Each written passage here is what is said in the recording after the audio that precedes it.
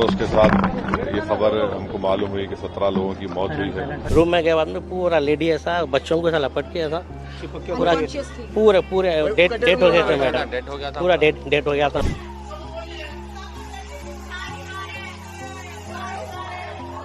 आग की भयानक लपटों में घिरी एक मां ने अपनी जान की परवाह नहीं की, बस अपने मासूम बच्चे को सीने से लगाकर उसे बचाती रही।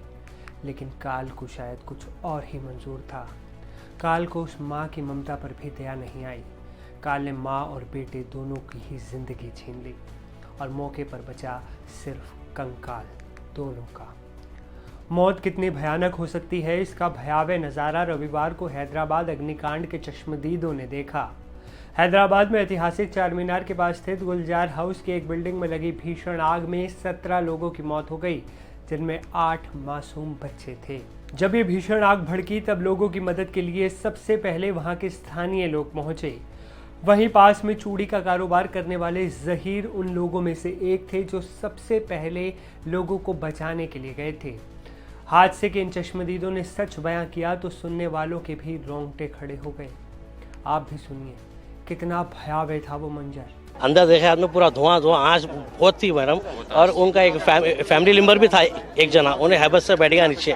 हम लोग वो शटर तोड़ के हम लोग अंदर घुस गए। फिर हम लोग 4-5 दोस्त मिलकर सब्बल से दियाल वियाल तोड़ के मतलब रूम में गए बाद में पूरा लेडी ऐसा बच्चों को ऐसा लपट के ऐसा पूरे डेट हो गए थे मैडम, पूरा डेट हो गया था मैडम।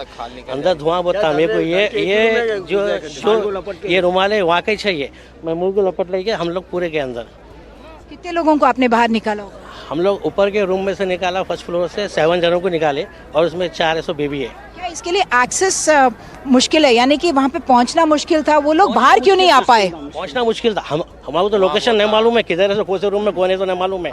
उनका फैमिली मेंबर भी एक जना बेहोश हो गया बेचारा वो, और 2 लेडी ऐसे उन लोग बहुत रो रहा था। कितने लोग रहे होंगे अंदर? बहुत सारे महिलाएं थी। हम लोग तो 13 लोग को निकाले हम लोग। लेडीज है सो 5-6 लेडीज है और जेंट्स 3 है और बाकी का बेबी है। यहाँ पे जैसे दिख रहा है ना, नीचे को पूरा ज्वेलरी के शॉप है, ऊपर घर है, इसका एक्सेस कहाँ पे है? इसका दरवाजा वगैरह, ये 2 एसी लगे हुए हैं, यानी कि ये सारे जो खिड़कियां हैं वो बंद रही होंगी और अंदर पूरा धुआं भर गया होगा। पूरा धुआं भरा था मैडम, एक को देख नहीं सकते थे, उतना धुआं था। एक छोटा रास्ता था, वो दीवार तोड़ के गए हम लोग अंदर, वो उनसे परमिशन लेके गए।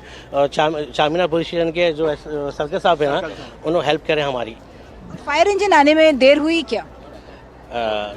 बहुत देर हुआ मैडम, बहुत देर हुआ।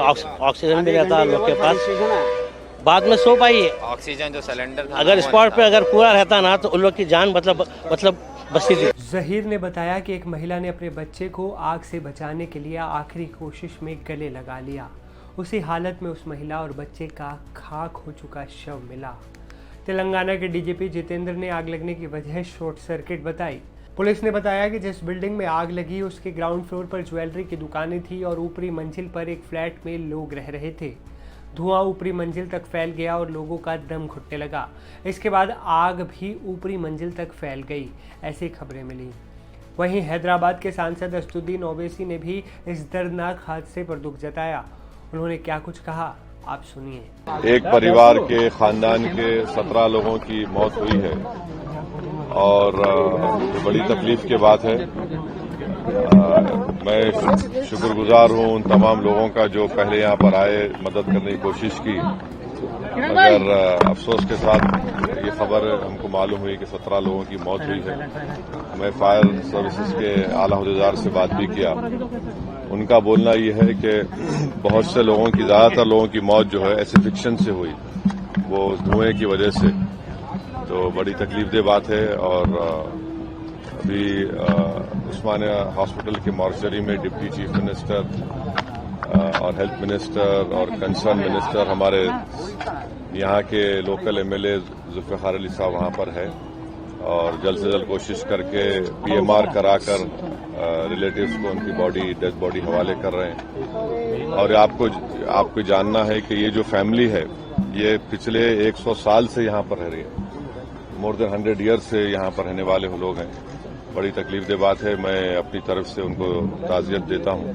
हैदराबाद में हुए इस भीषण अग्निकांड में अब भी 20 लोग ऐसे हैं जो अस्पताल में मौत से जिंदगी की जंग लड़ रहे हैं। उनके लिए दुआ करें।